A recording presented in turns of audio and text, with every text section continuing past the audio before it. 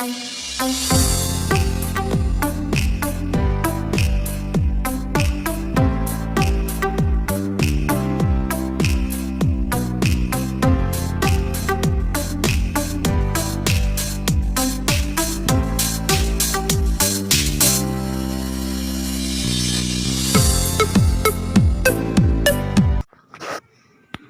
guys, good evening.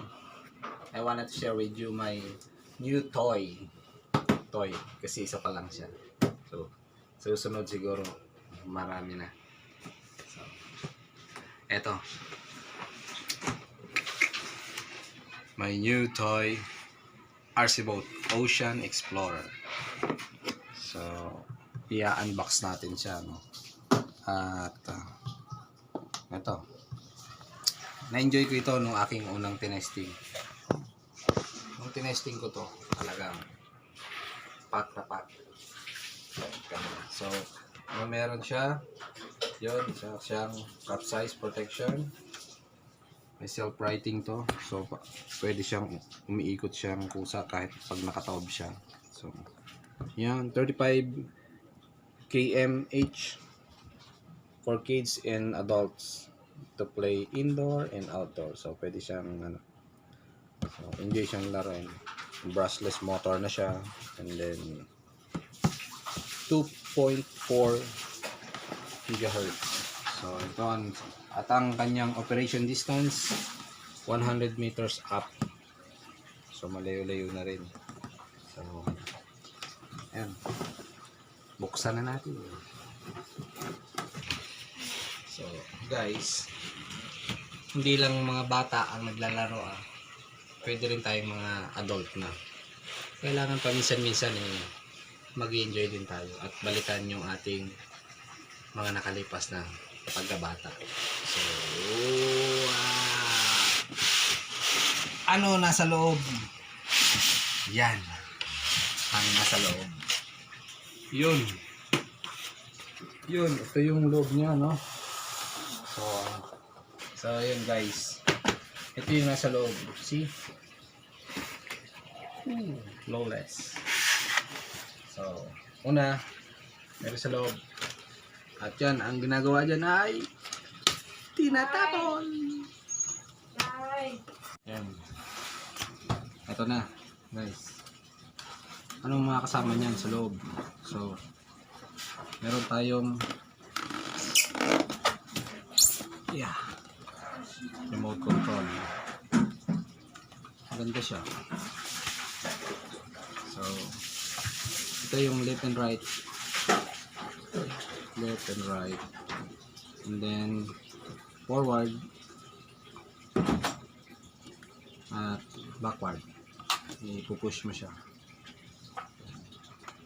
Yun, at ang battery niya ay yan, 4 na AA.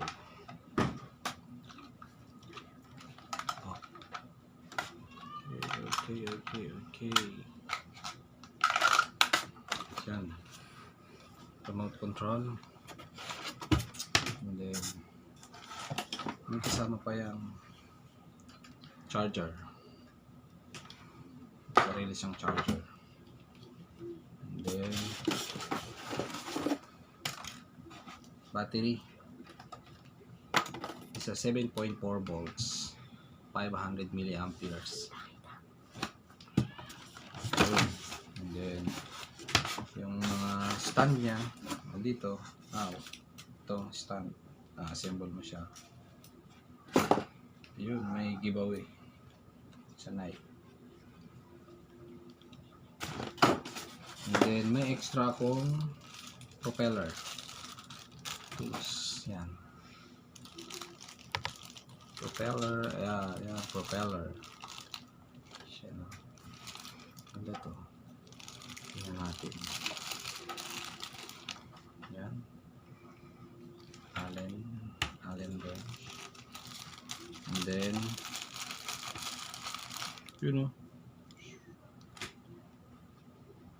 tools, panihit. Okay. And then extra propellers. Yan. So, dito na tayo sa RC boat. Tcharan!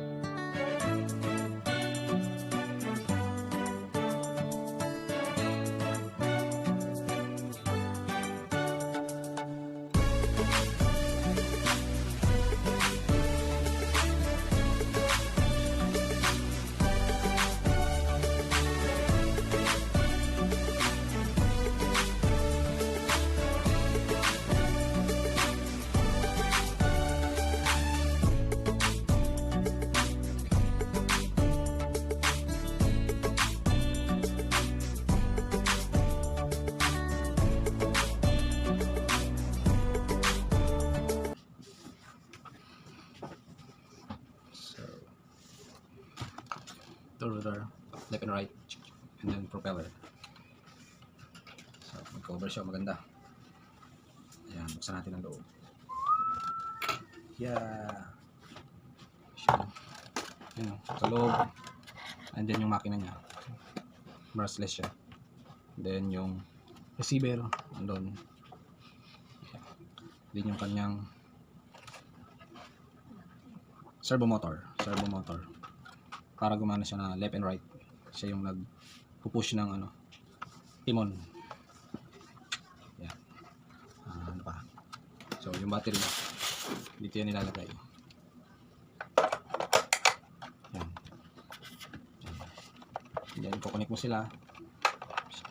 Kukunik mo yan dito. So, yan. Ito yung loob ng RC boat natin, no? So, mas gusto ko sana yung malaki, kaso lang medyo mahal. So, ito, medyo mahal, medyo mura. Ito na lang muna.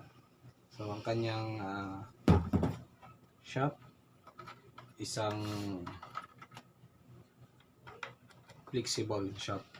So, meaning to say, hindi siya solid. Flexible siya, para siyang wire. Maganda. And then ito plastic. Maganda rin siya. Ito cover niya okay naman. Pero all in all maganda yung boat na ito. Laruan. And then papakita ko sa inyo o i-upload namin dito rin sa YouTube channel namin yung pag-testing namin ito. Okay? So,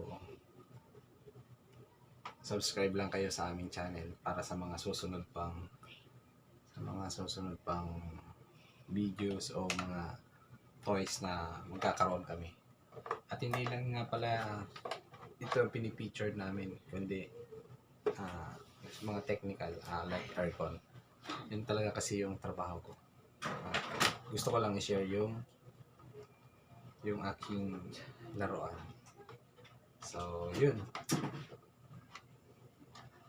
Watch nyo na lang yung video namin sa aming YouTube channel, Run TV, ang aking YouTube channel. So, thank you.